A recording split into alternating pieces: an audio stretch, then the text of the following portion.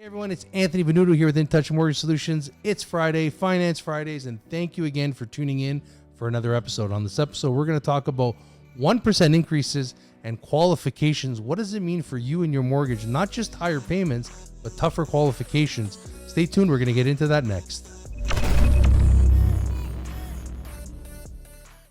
Now that the Bank of Canada has increased its policy rate 1 full percent, there are going to be some major changes to clients' finances and even their ability to qualify if they're looking to go buy, refinance, or even renew their mortgage in the next few months. Now, before we get into those, please don't forget to hit the like, share, and subscribe button. Hit that notification bell so you can get notified every single time we post a brand new video.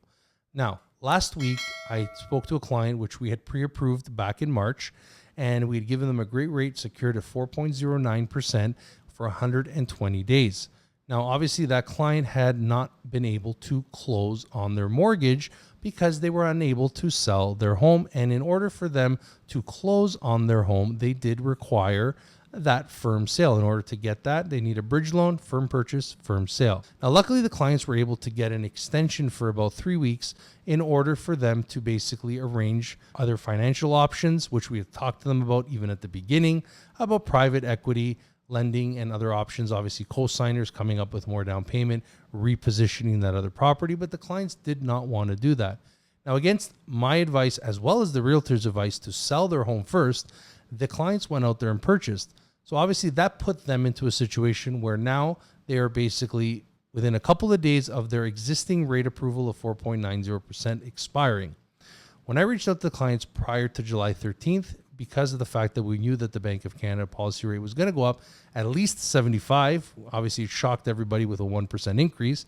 I basically advised the client, say, look, if we have to push out 3 weeks or 4 weeks and you're able to get that because the sellers were graceful enough to allow them to do that, which was really, really nice of them, because obviously they didn't need those funds to close. So they were able to get a 3-week extension. I said to them, before we increase that, in the event that you're not able to close in that window, because of the fact that you're not going to get the 4.09, let's try to get you approved at least on a variable, because obviously fixed rates right now are elevated at over 5% in your particular scenario with 20% or more down, and you need a 30-year amortization. You can't go insured and you can't go with 25-year. You need a 30-year. So the client said, okay, let's redo it. So luckily we were able to reapprove them, get them in on that product to secure them at prime when it was still at 3.70% and their previous discount on that mortgage. And we'll get into that in just a moment.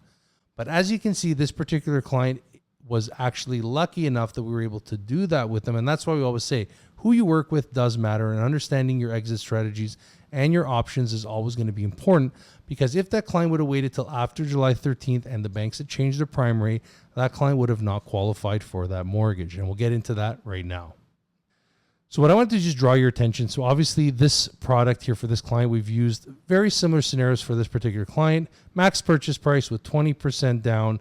Their income combined was around $120,000, and we did a 30-year amortization, keeping the ratios very in line with the lender's requirements. Now, obviously, there was room for some negotiation on those ratios because they are putting 20% down. But remember, these products are generally the most riskiest to the lenders, anywhere from 20 to 35%.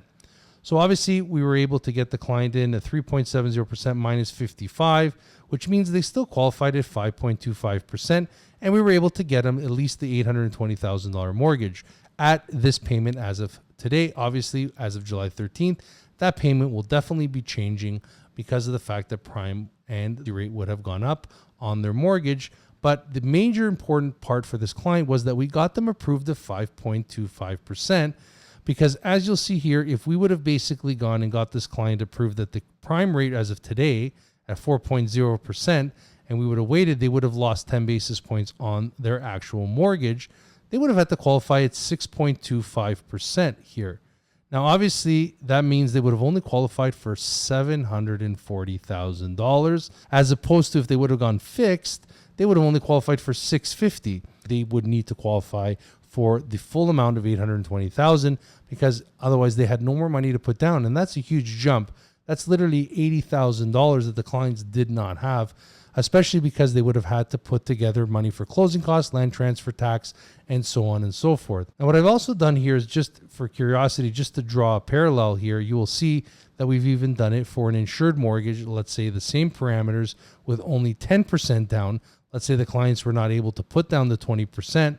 They would have only qualified for a $600,000 mortgage and only a $540,000 mortgage if they would have got it with 25-year amortization and insured with less money down. Obviously, the clients did not have a choice in this matter. They needed to sell their home or qualify prior to the change. One important thing you'll notice here is that obviously the amounts of those mortgages are just below the $3,000 mark. But the most important part is that that client, although they know that on the variable rate mortgage, their payments will change if September 7th we see a further increase, that is understandable. But the client did not have the funds in order to basically meet that shortfall now that they've had to reduce the price on their home to ensure that they sell it. So obviously many Canadians moving forward may find themselves in a situation like this, whether it be that they've purchased a home, maybe they're looking to refinance their home, and under the higher qualifications, they may find that they don't qualify for as much as they previously did just a few months ago. And we also did a video on this, so feel free to go back and check that out.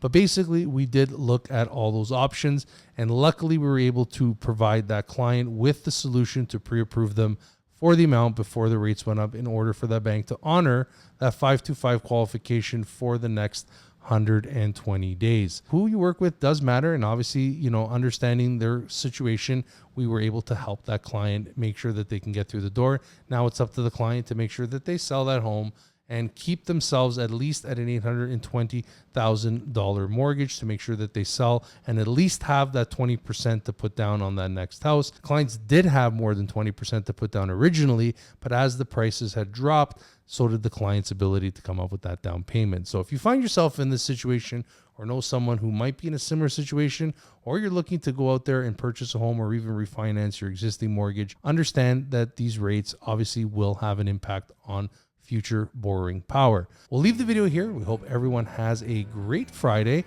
Once again, thank you for clicking in on our videos. We appreciate everyone's comments. Don't forget to leave those below. Let us know what you think is going to happen on September 7th. But until next week, have a great Friday and an even better weekend ahead. Thanks for tuning in.